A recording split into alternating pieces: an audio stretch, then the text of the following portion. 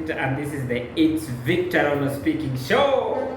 Anthem, of course, is show up for yourself despite everything. Make sure to always show up for yourself. And if it's Tuesday, it's Let's Pick Happenings, where you get to talk about the happenings across social media, the world, the country, and anything that you want me to discuss about. So today, I'm going to start off from where I left yesterday. We left asking ourselves, or rather being curious, about who's going to win between the guy who says, I will not watch my government, will not watch you doing all these things you're doing, and the one who said, unatisha nani, who chickened out, nani alishikwa na hoba.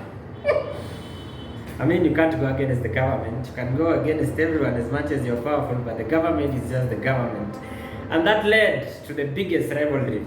And the fight is where it should have been from the beginning, from 2017, from 4 years ago. We was scapegoating actually. Another one was calling himself my boss, another one was saying, mimi nafanyia wa Kenya. The fight is home. The rivalry between the brotherhood of William Ruto and of course Uhuru Kenyatta. So these guys finally came to it. I think it's been a long time coming. The fight has been a long time coming. And I think it's getting started. As I told you, let the games begin. I think we're about now to see when the games are going to be to go now, because for the first time Uhunya was smoked out. I think the whole idea was smoking out this dude. And apparently it was so successful. He's now out. He's come out now. The fight is about now to go down. Trust me, it's never been about you, as I told you. It's about the royalties, it's about the big money, it's about the old money versus the new money, Traditional money is from the Kinamois and all those other people. And new money, the old money now is fighting the new money. The new money is Kina Gerigadi, Kina all these other new MPs. And even William Ruto is new money, it's not old money. There's no money that really speaks from class and all that. So I think by all that, smoking them out like that is really, I don't know. And it amuses me. It hit me that if it has never hit you that hard, you can see how that guy is really fighting for my son, my family. You guy, let's just be honest. Can they fight for you like they did for their own? At night like that, a former president who's never seen like that appears because of the son. So if you think you can go out here and riot and do all these things for the country, for the solidarity, or for the few, others are saying you'll sacrifice a few for the others to come out or anything, don't do that. It's not for you.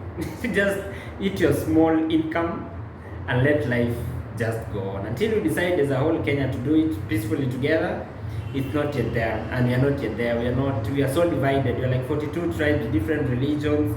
It's really hard to unite against these people. So you just do what you got to do, leave the rest to sort themselves out.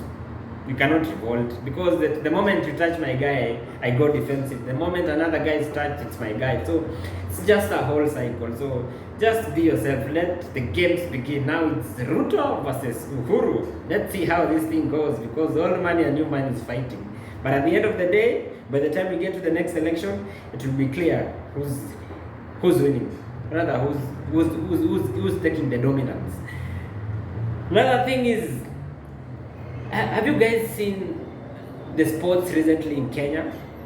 By any chance, have you guys seen how real people are filling stadiums? Because it's about this Shabana FC. The last time I checked, Shabana FC was like, I think they're the new entrance to the new Kenya Premier League. And those guys can feel, Kisses can feel that stadium. That means by the next season you're going, it's going to be filling stadiums after stadiums for these footballs. And it's such a good thing. If you can invest in selling those tickets, if you can invest in creating more talents through that, even getting more sponsorships, getting structures for the payments of the players, I think that's a good venture to go in. And the past weekend, you saw secondary schools from Western, they had did you see Bukungu Stadium? That thing felt even more than a political rally, and there was no stone throwing. And you can imagine these guys are in high school and they're filling stadiums like that. If we can just nurture it. But government yetu ni nani? Abaguna Mamba has to look good, dye the hair, pige ma makeup and smile na ma leather jacket. But supporting football, is where you draw the line, Mr. Minister. Go and support those people. Go and support that sport. Betting companies should really invest in that, because once you support that, they go national. Once they go national, they go African.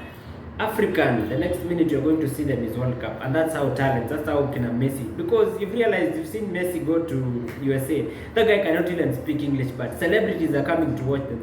So it's not about all that thing, it's about talent. Burna Boy filled a stadium in UK because of talent. What if we can just push this talent? Because trust me, a gift you cannot replace it with a skill. They can go to school for the skill, but the gift will always win. That is my opinion on that. If you can support the football, because the Sunners are Western, those guys can play by Sana.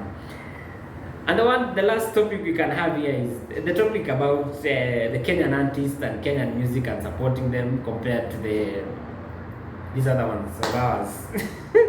These other ones of Kenya. I saw Bahati complain about the numbers, but you're not. I mean, I don't even start saying that you're not supporting our artists. We play KE. No, I'm not going to do that, because we must understand how we people live first. For the Tanzanians, these guys are umoja. These guys are, no, it's called what? Ujamaa. They had Ujamaa. So they have a communist approach of things, and us, we have the capitalist. We are about the money, we are about business. Sisi tunaangalianga what money are we going to make out of every situation. And for them, it's just Ujamaa. We are one, we are coming together. So they if you ask, as in my opinion, if you ask me, we're just forcing ourselves to be like them. What if we can just embrace ourselves?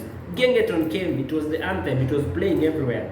We didn't embrace it, we started classism. Oh, ni ya watu wa ghetto, ni ya watu wa nini. That was the Kenyan sound actually. By the way, I was thinking, if you're being asked, say, what's our sound? You know, Niger have Afrobeat, and Western Africa have Afrobeat. For Tanzanians, they have the bongo thing. For Ugandans, they have the raga raga thing. As in, you can tune up Vumilia, there's a touch of reggaeton. But for us, which sound do we have? If you're not borrowing Jamaican, you're borrowing some American hip hop. I mean, Lingala is not even ours. Lingala used to be Congo. We don't have a Kenyan sound. And I think Gengeton was coming out of that. Because if you go back, you can remember. If you go back, I think most of those artists from Tanzania, Kina Dubai, Sijui Nani, Kina Chameleone used to come and record in Kenya. But now they don't come. I was a kid, yes, I understand all that.